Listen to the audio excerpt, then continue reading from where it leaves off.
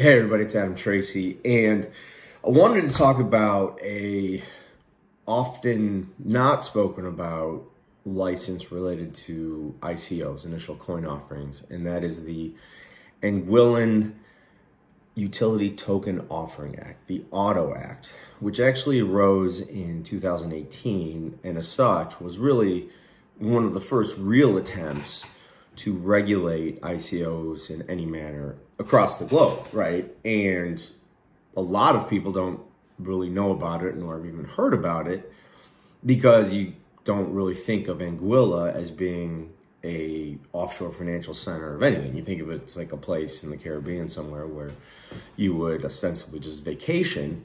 But they've had this on their books, the AUTO Act, since 2018. And the impetus was that at that time, which was the ICO boom, there was obviously the ongoing contention, which is now coming to a head today, about what was utility token, what was a security token, and what were ICOs in general. And the predicate, if you will, for writing the act was to sort of define these tokens and then regulate utility token offerings, ICOs.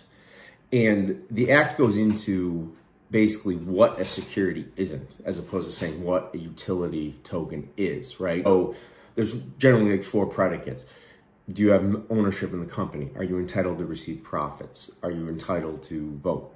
These four factors which get so misconstrued and are so in such a gray area, especially like in the United States when it comes to token offerings, but they were clearly delineated in the AUTO Act and form the basis of being a licensed ICO company. And along with, and that was sort of like the first predicate in order to get the license, was whether or not you were offering a security. And if you could pass that, then there were some fairly basic, and the act exists today, you could get licensed there, fairly basic requirements that relate to disclosure, right? It goes just beyond like a simple white paper. I mean, it's almost like an offering memorandum in the securities context, but obviously without the securities element. Risk factors, obviously a fairly comprehensive requirement to discuss the technical details of the token and the project. And then, as I've harped upon before, a detailed sort of review of like what the rights and privileges associated with that token were in fact to be for the purchaser.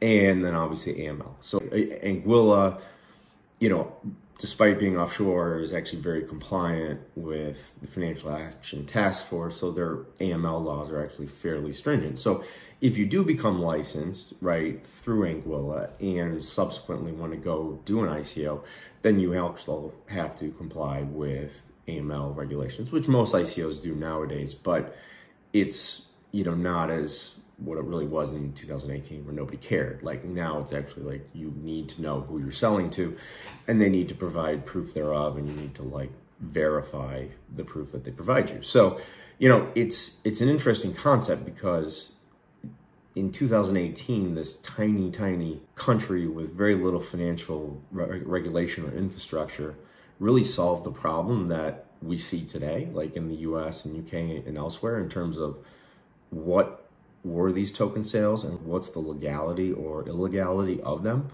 And they created this very clear, simple, the act isn't even long, framework for doing so. And I think it's valuable in a great sense because, while the US regulators may think otherwise, the rest of the world may defer to the fact that you obtained this license in Anguilla and went through this analysis and had to provide proof, especially the seminal requirement for getting the license, which is proving that the token is in fact not a security and it's in fact a utility token, together with the back-end considerations of AML and also providing prospective investors with the requisite information to make informed decisions.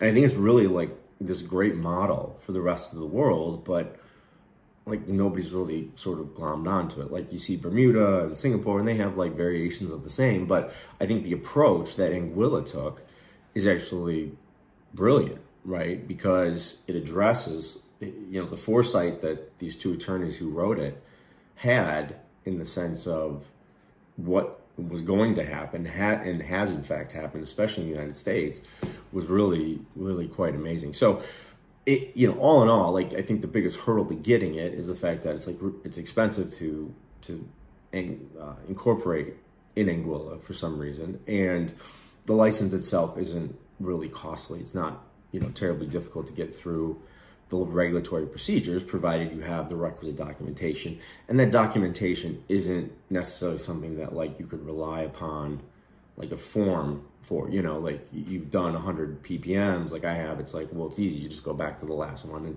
like, that's the format you use. Well, for everything that they require, there's no real format, in the sense that, like, you're really creating stuff from scratch unless you've done it before, and then you can kind of rely on that. But other than that, it's really a great license, and I think it lends a great deal of credibility, outside of maybe the optics in Anguilla not being ideal. But in the absence of any other regulation anywhere else, it's really great. I think it's a worthwhile endeavor, because you're probably going to have to do all these things anyway. So that's my take on the Anguillan Auto Act for licensing utility token and ICO offerings. If you have any questions, definitely hit me up, adamtracy.io, and I will talk to you next time. Cheers.